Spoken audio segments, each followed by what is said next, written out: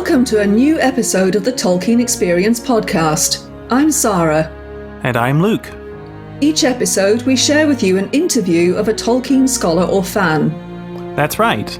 In these interviews, one of us asks our guest to respond to 6 questions that help us learn about their personal Tolkien experience. All of this is made possible by our supporters on Patreon, so we want to thank them and encourage you to check out the community there. We are so excited to share this podcast with you. So without any more delay, let me introduce our guest. For this episode of the Tolkien Experience podcast, I'm delighted to be joined by Bruce Hopkins. Bruce portrayed Gamling, one of Theoden's most trusted advisors in Peter Jackson's filmic adaptations of The Lord of the Rings. Bruce likes to say that he's the only character who's walked the length of Middle-earth, because in 2017 and 2018, he walked the entire length of New Zealand. This journey was recorded under the title Taking the Long Way Home for Radio New Zealand and is available on YouTube.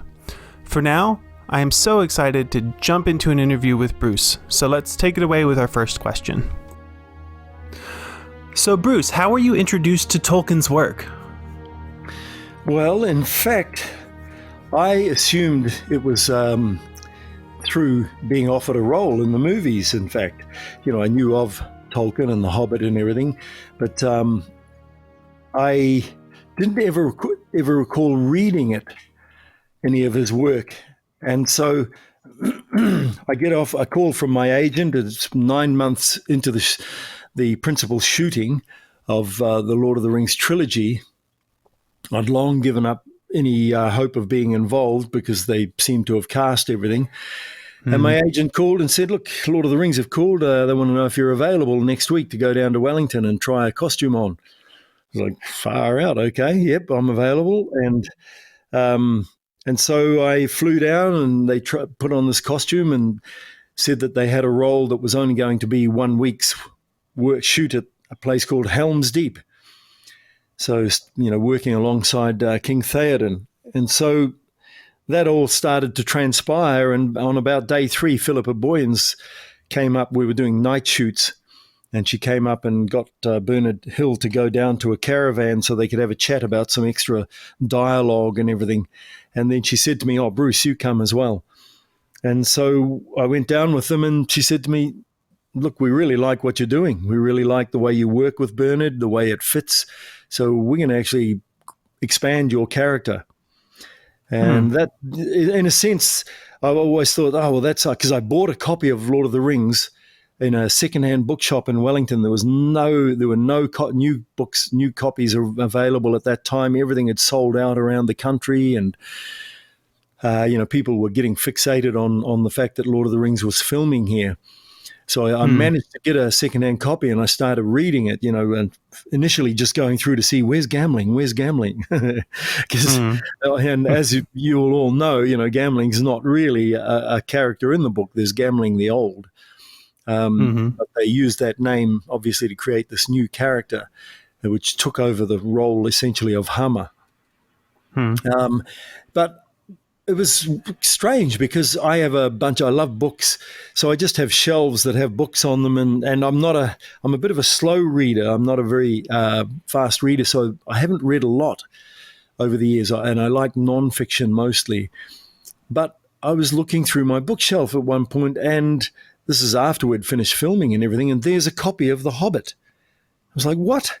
I've had a copy of The Hobbit, and I don't recall reading it. So, yeah, it was a kind of a weird introduction to the work of Tolkien because, once you do get exposed to his work, it's quite mind-blowing. Mm-hmm. Yeah, and so after, going and finding the book, because it was the part you were assigned, did you end up reading Lord of the Rings, and did you go on past that to read The Hobbit back on your shelves or anything else? Yeah, I read Lord of the Rings, but as I say, I'm a slow reader, and man, the Tolkien's work, especially into that Lord of the Rings, and I glanced one time at a page of Silmarillion, but even in Lord of the Rings, some of the language that he was using in terms of the flora and fauna and and that sort of thing. I just, and the languages, it was quite full on, and because it was quite a pressured situation, I'm filming, and then my role's getting expanded, et cetera, et cetera. I didn't get fully through the book by the time I'd finished filming. What the cool thing was that I had the book, and so I didn't really do a good job of getting everyone to sign it, but we all went around, like Elijah and Billy and Dom and Vigo. We all signed each other's books, and there was like an internal, as much as the enthusiasts, as Richard Taylor liked Richard and Tanya. I went to a convention with them in London one time. And it was really cool because they said, "Oh, we don't like to call you fans. We like to call you enthusiasts." It's in a sense that comes from their humility in a way, the way they prefer to do that. But so, here we are signing stuff for the enthusiasts and fans. But within the setting of the filming of Lord of the Rings, there was also we were all signing each other's stuff. It was really cool.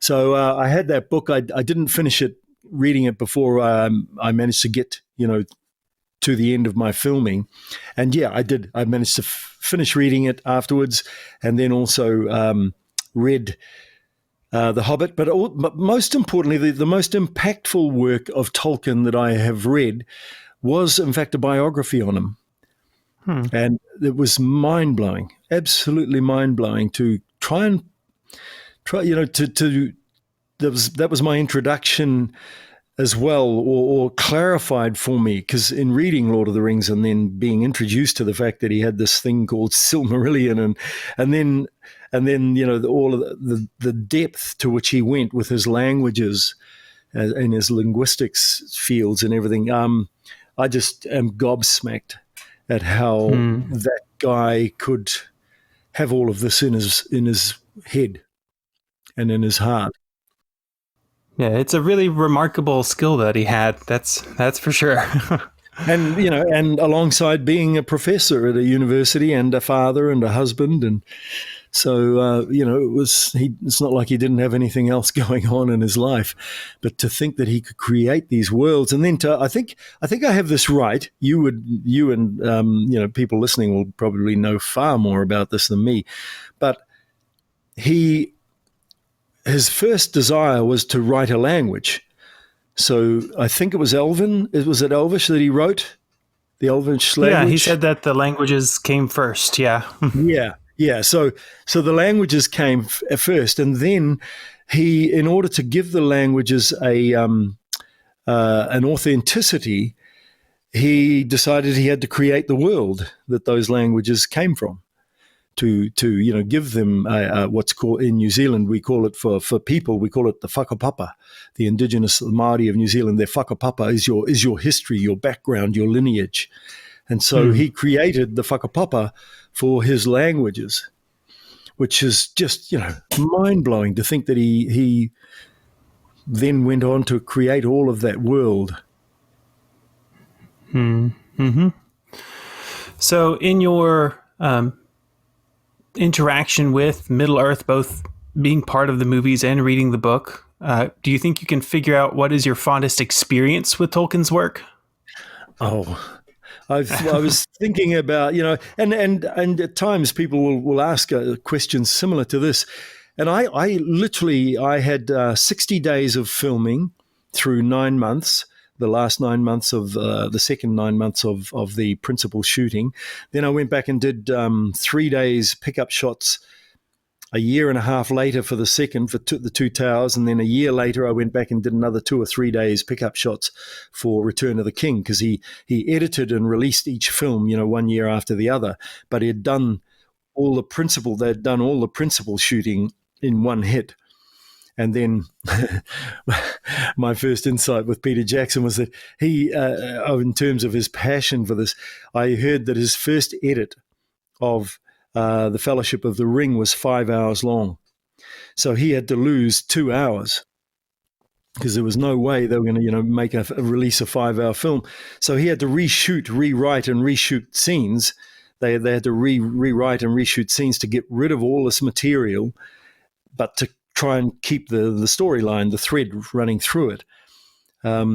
So it was absolutely incredible. So I went back and did pickup shots, which is how he achieved that each year for each of the movies, the second and third subsequent films.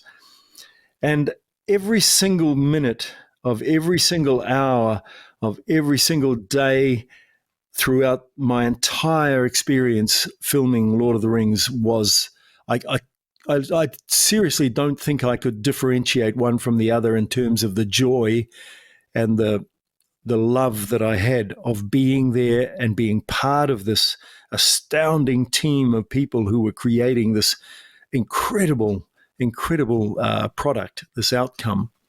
So I can't really pick out a fondest experience like that in a sense. Probably, maybe was getting to go to a party for the pickups for the Return of the King.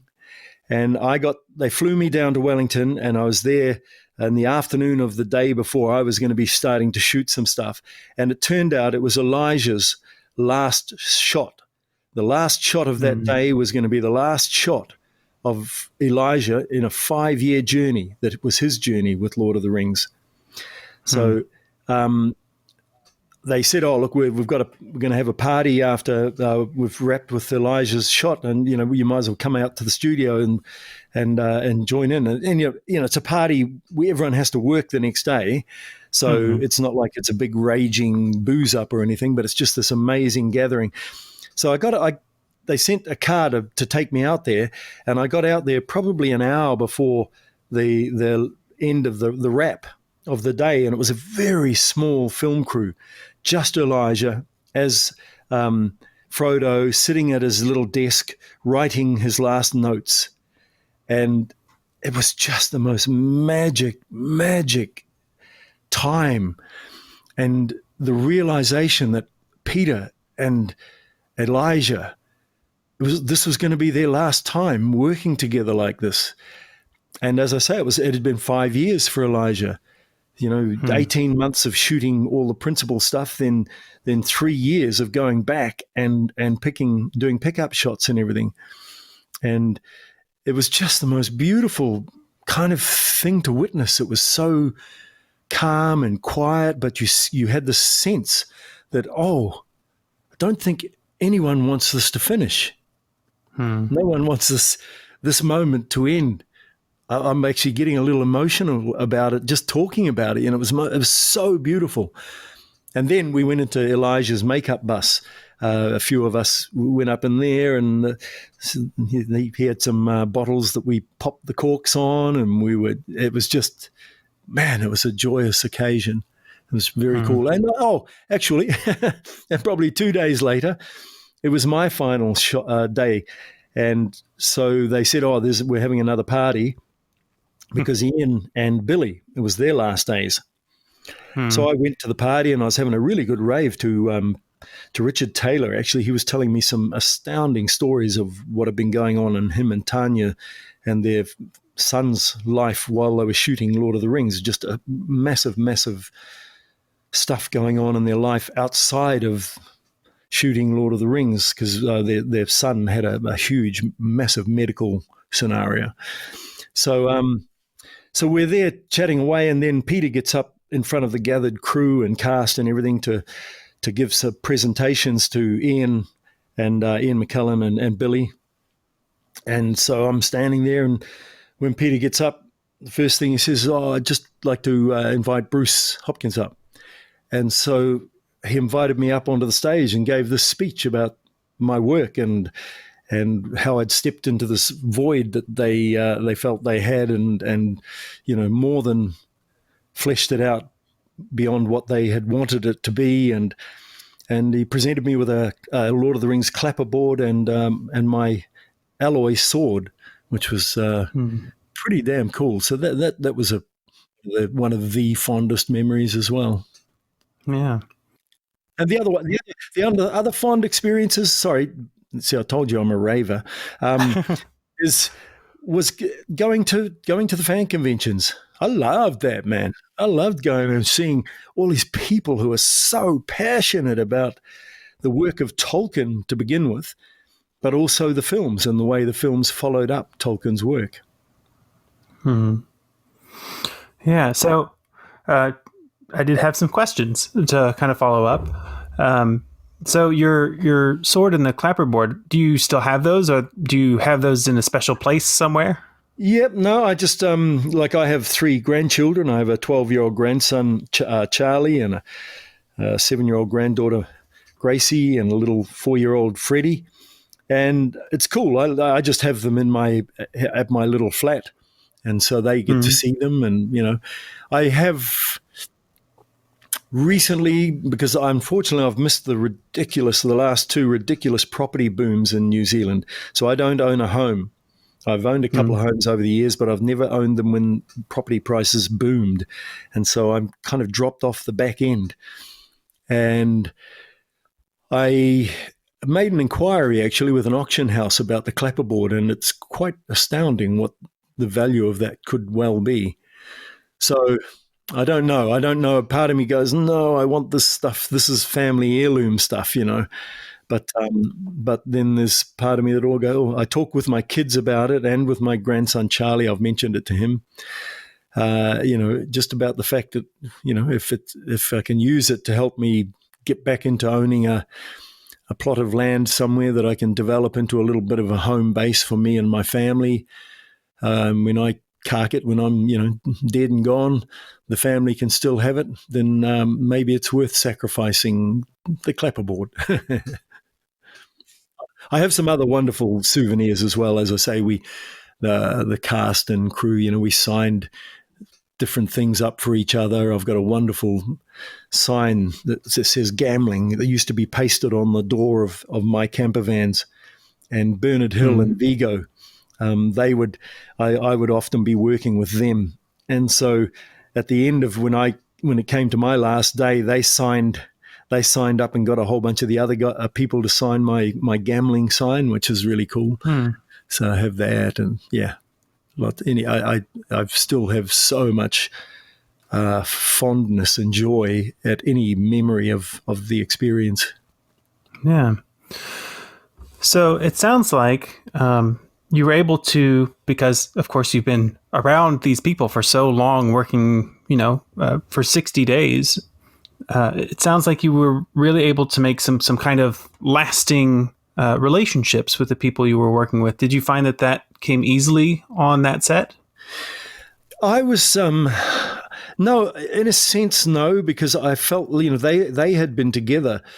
By the time I came in, they'd pretty much been together for just over a year, especially the core cast. And so, and the crew are there every day. The crew just do the most ridiculous hours and everything, especially makeup and wardrobe. And so I didn't want to get in people's faces in a sense. And but by the end of it, in a way, the only 2 people that I still didn't feel that comfortable just sort of rocking up and so, I would always say g'day and have a little chat, but were Ian and Peter, because I held them in such a kind of high sense of awe. And which is crazy because in a way, like I had some of the most wonderful experiences with Ian. I shared his makeup bus. It was just the 2 of us in his makeup bus a handful of times. And then years later, he came to New Zealand with the Royal Shakespeare Company.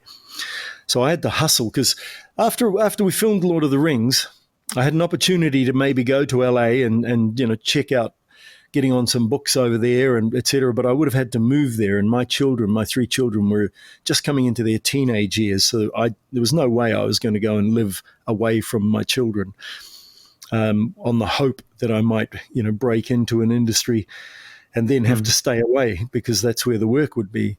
So I came back to New Zealand after a couple of trips to check it out. And it was bizarre, like having been involved in the biggest movies in all history up until that point in time.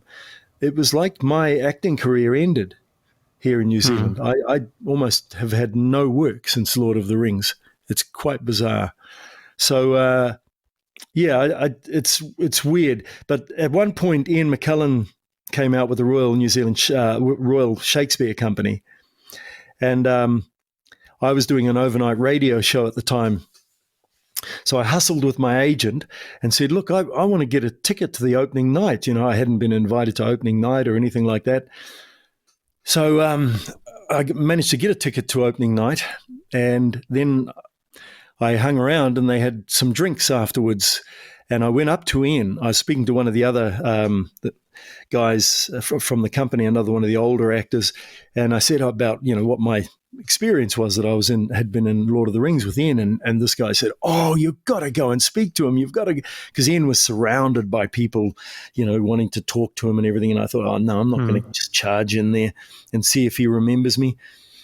But anyway, on the advice of this guy, I went over, and Ian, when he clicked who I was, it was like, whoa. And so it was just amazing. They had about a week and a half in town. So I took him and some of the others out to a West Coast beach out here where a renowned New Zealand film, The Piano, was shot.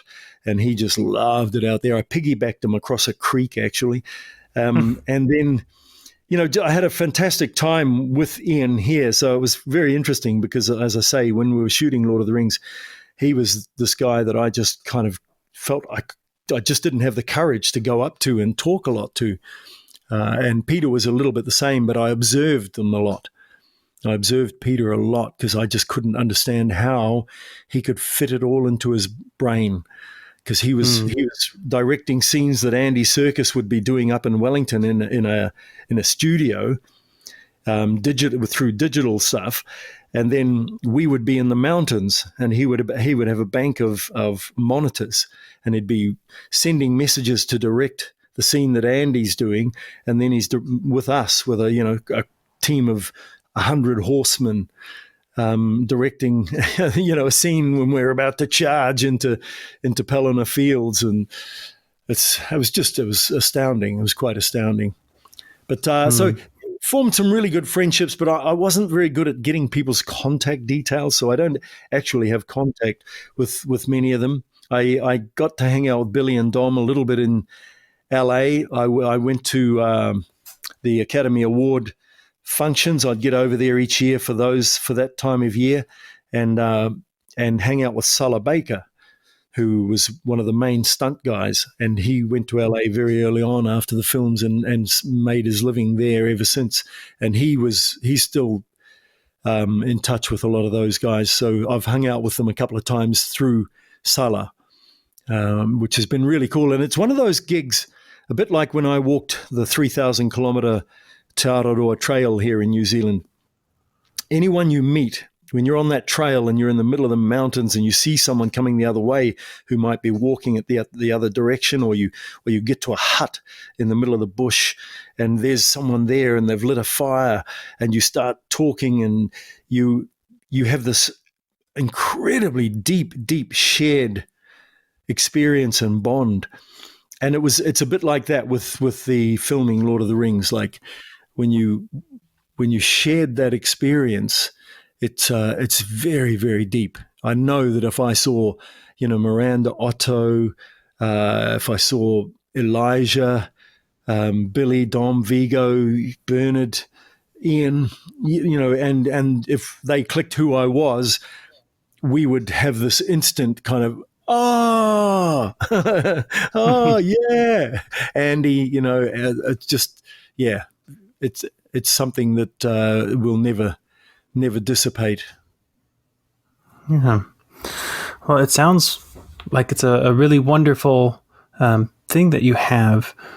You mentioned your walk across New Zealand. Would you mind telling us a little bit more about that? Yeah. I was. I'd never been a tramper, but I do a bit of emceeing and master of ceremonies work over the years, and I was asked to MC a fundraiser for what's called the Green Party here in New Zealand, one of our political parties, in the election 2016. So 2017 the election was, yeah. So I emceed this fundraiser, and one of the guys I had to introduce, his name was Jeff Chappell. And so I read his bio. I went online and checked him out, wrote my bio, wrote my introduction for him based on what I read. And one of the things he'd done was over about a 20-plus year period, him and his wife Miriam, they had created this thing called Te Araroa, a 3,000-kilometre tramp from Te Rerenga Wairua, which is known as Cape Reinga. It's known as the most northern point of New Zealand, but in fact there's a cape not far from it called North Cape, and that's the most northern point. So Te Rerenga Wairua is the second most northern point, only by kilometres. And it finishes in Bluff, the most southern point of the South Island. And I actually was born a fourth-generation Stewart Islander from an island called Rakiura, 20 kilometres across the Fovo Strait into the Southern Ocean from Bluff. So, and I used to be a crayfisherman with my father. My family moved from Stewart Island to the far north when us kids were really little. So I grew up crayfishing with my father off Cape Reinga. And I've always had as a teenager, I always used to wonder, who am I? What am I? Because we moved from Stewart Island up to the far north, and then we moved to the city, Auckland City, for our teenage years. So I felt like I always knew my roots were Stewart Island, my whakapapa. That's as far as I was happy to just take it that far. And I've felt some sort of immense gratitude that I was born in one of the most remote little islands on the planet, populated islands, this Rakiura, in this group of incredibly remote South Pacific islands called Aotearoa, New Zealand. And I've always felt this immense and intense gratitude. And a lot of Kiwis, when they would leave high school or especially finish university, they would go overseas. They'd go to England in particular. And it was like they were going home to the roots. And it was called the OE, the overseas experience here in New Zealand. And I never did that. And I never felt drawn to it. And when I read about this trail that you could walk the length of this country down through the middle, essentially in the South Island, you're just down through the mountains. And in the North Island, you're down along beaches, through forests, through some of the cities. I just felt this immediate desire and sense of knowing that I needed to have a go at least at doing this. And so I set about probably 6 months later, I went, no, come on, man, you got to do this. You know that you're not going to feel satisfied if you don't do this. Have a go at it. So, the initial reaction was to express my gratitude, to somehow physically express my gratitude for being born in these islands, these remote South Pacific islands. And then all this other stuff started falling in place. My brother died a number of years ago, and my father died a number of years ago. So it was like, oh, I can carry a small vial of my father and brother's ashes and walk them home. I'll walk them back to our roots. Dad was from the end of the South Island. My mother was from Stewart Island. And so I'll walk them back to Stewart Island. And then I also thought, if there's one thing my grandchildren say about me when I die, the fact that they think I walked the length of New Zealand one time, then that's more than enough. I'm more than happy if that's all they remember that I ever did.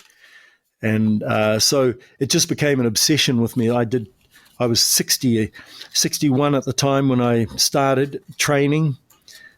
Trained for 10 months. I used to have 17 kilograms in a backpack, and I'd go out on these big walks and walk up and down flights of stairs every day. I was getting a little bit, not paranoid about it, but I was really pretty anxious about it because I'd never done anything like this. And there's a lot of planning you have to really do before you set off on it, because you have to send food parcels to yourself into really remote little regions, because there's nowhere to restock your food. You have sections of the trail where you're 8 days you're living out of your pack, the food in your pack and your water that you're carrying and everything. So it was just the most astounding experience of my life. I tell people now that if I ranked the most impactful things that I've experienced in my life, the first one would be having children, becoming a father. Well, I've got 3 wonderful adult children that I have, I think, wonderful relationships with. And now I have 3 grandchildren, so that would be the number 2. And walking to Aotearoa is probably number 3. Maybe shooting Lord of the Rings might be the next. There's a few things. I've had some wonderful experiences in life, and it doesn't mean it's all tickety boo. Like when I was walking Aotearoa Trail, it took me 6.5 months. It was meant to take me between 4 and 5, but I smashed my shin at one point and had to have 2.5 weeks laid up on antibiotics after that. And then I got a cancer mass in my bladder, which showed up by my urinating blood. I was literally, at one point I was urinating black liquid, and it was just bizarre. And then about 3 days into that, it started hurting. So I had to remove myself from the trail and go and get scanned and everything, and it turned out to be a little cancer mass in my bladder, so I had that cut out. Managed to get booked in pretty quickly and get that cut out, and then carry on. So I had to have a couple of weeks hanging around after the operation before I could start again, and got back into it. So there were some real down times, some times where I was pretty low, but it's just been the most astounding. There's not one day that goes by where I don't at some point feel myself drawn to it again. So is that on your to-do list? I'm actually going to go and do just a 4-day section of the trail between Lake Wanaka and a place called Arrowtown, just shy of Queenstown, with a friend of mine who lives in Wanaka. At the end of March, he's now retired, and he has sold his business and everything, and he gets out in the open a bit. But I was talking to him recently, and I asked if he'd ever done this particular trail called the Motatapu track, and he hadn't. So I said, "Come on, let's do it, man. I'll come down and let's walk it." And it's stunning because you're really up in the mountains on that one. It's actually across a large farmland ranch, essentially, that Shania Twain bought many years ago. And part of the deal was she had to, I think they actually built these huts on this trail. There's you can get through the valley of this mountain range, but this trail is up in the mountains. And so they had to maintain the track and build these huts and everything as part of her being able to purchase this land. And she has since sold it to her then partner, whose name is Mutt. And he's from a band called Mott the Hoople or something, I think, which was a band way back when I was a young fella. And so he now owns that land.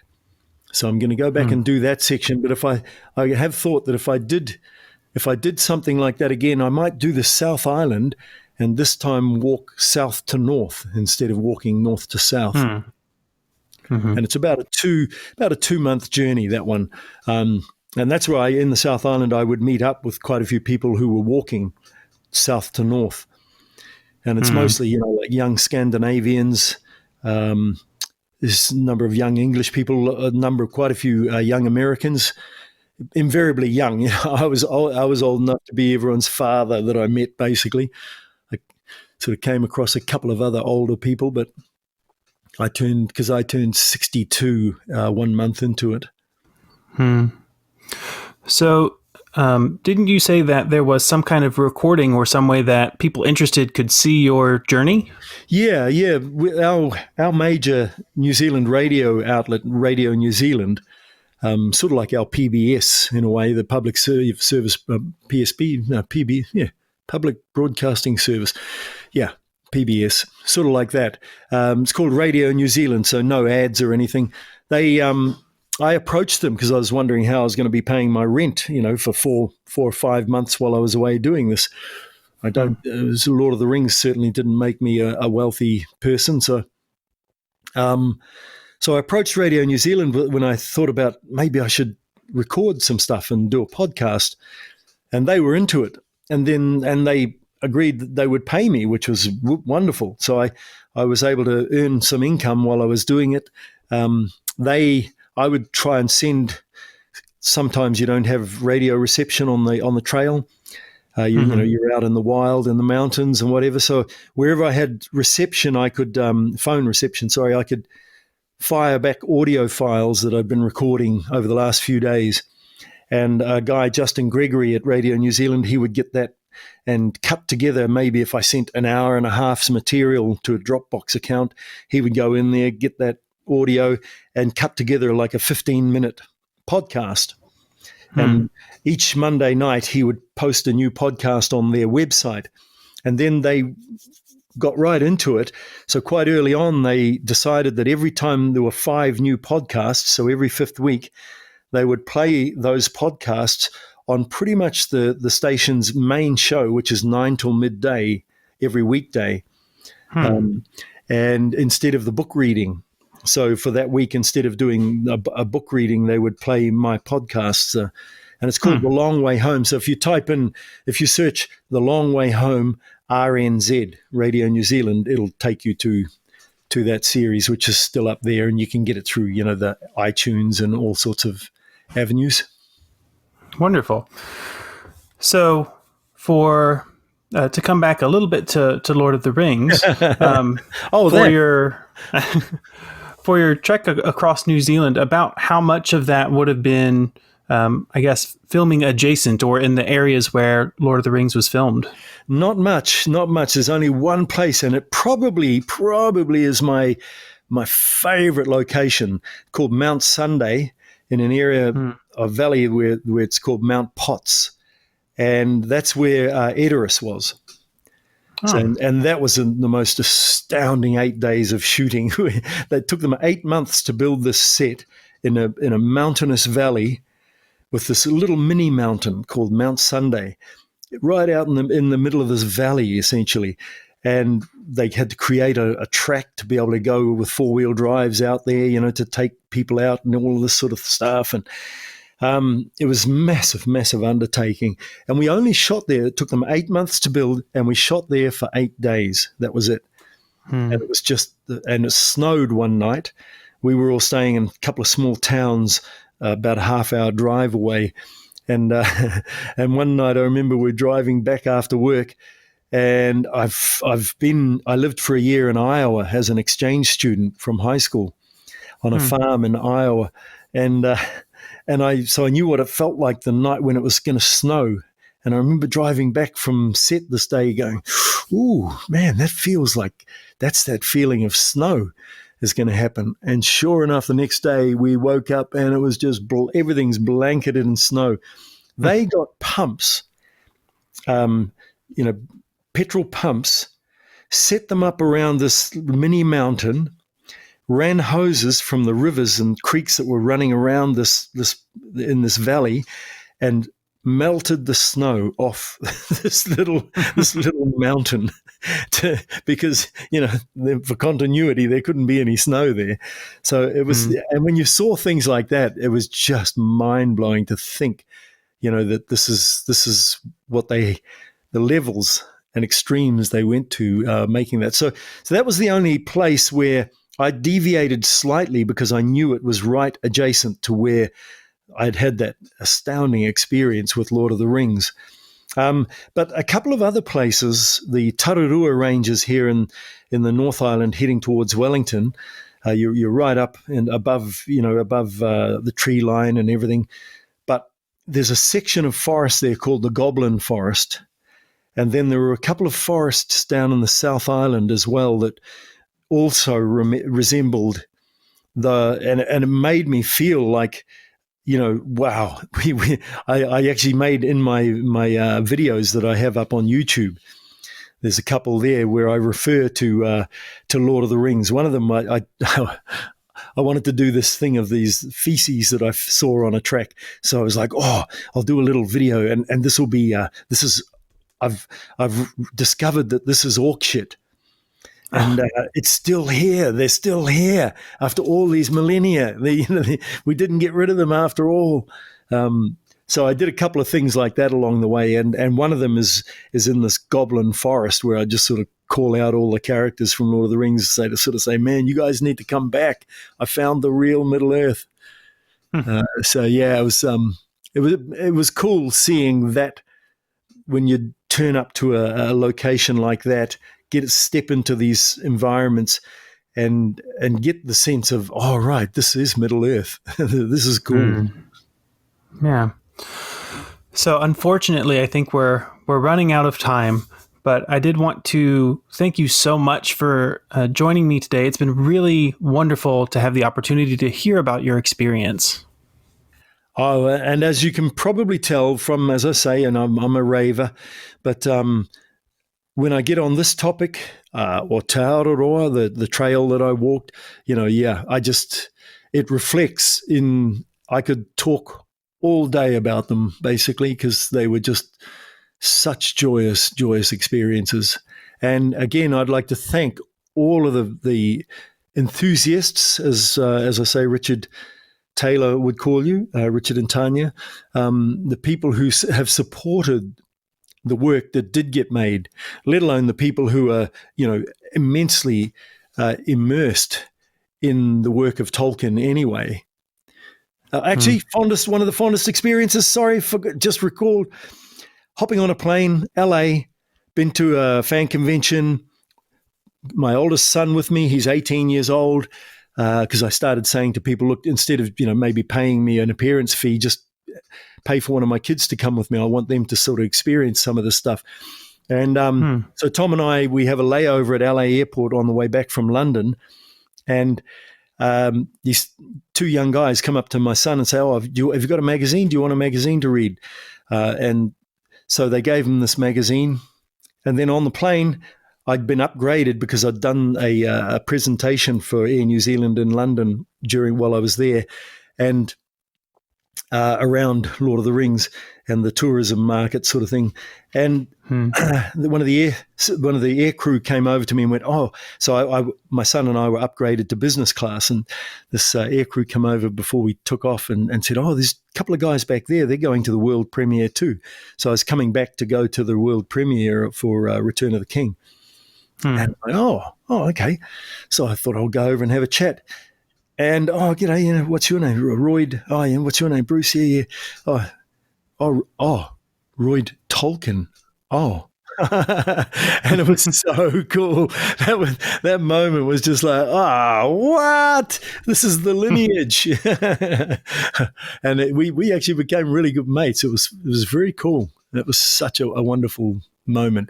And so, to see him, he started coming to fan conventions. I got him to his first fan convention, actually. And it was just such a buzz to see people's faces as they came up, because, this is his grandfather and whose work they, to see the depth of feeling that people have for the work of Tolkien. It's quite something. Mm-hmm. Well, I want to thank you again so much for being on. And I'm sure that I speak for all of our listeners when I say that, your insight is so unique and so wonderful. We thank you so much for sharing it with us. Man, thank you. Thank you for, giving me the opportunity to rave once again. We are so thankful that we have such gracious scholars and fans who want to share their Tolkien experience with us and with you. We have a lot of fun making these podcasts. Yes, we do. It's always exciting to talk to fans and scholars about their Tolkien experience. If you want to know more about the ways to connect with this episode's guest, we provide show notes at tolkienexperience.com. Also, don't forget to check out our Patreon and to follow the podcast on your favorite social media sites. That's right. Find us on Patreon by going to patreon.com/Tolkien Experience. We're also on Facebook as Tolkien Experience and Twitter as @Tolkien Experience. So don't forget to like, follow, share, and comment, because we love interacting with you just as much as we enjoy talking to our guests. You can also follow our personal Twitter accounts. You will find me as @LukeB.Shelton. And me as @AaronL.Palmadill. You can find the podcast on all major podcast services, including Apple, Stitcher, and YouTube. Thank you for listening to our podcast, and we truly hope that in a way it contributes to your own Tolkien experience.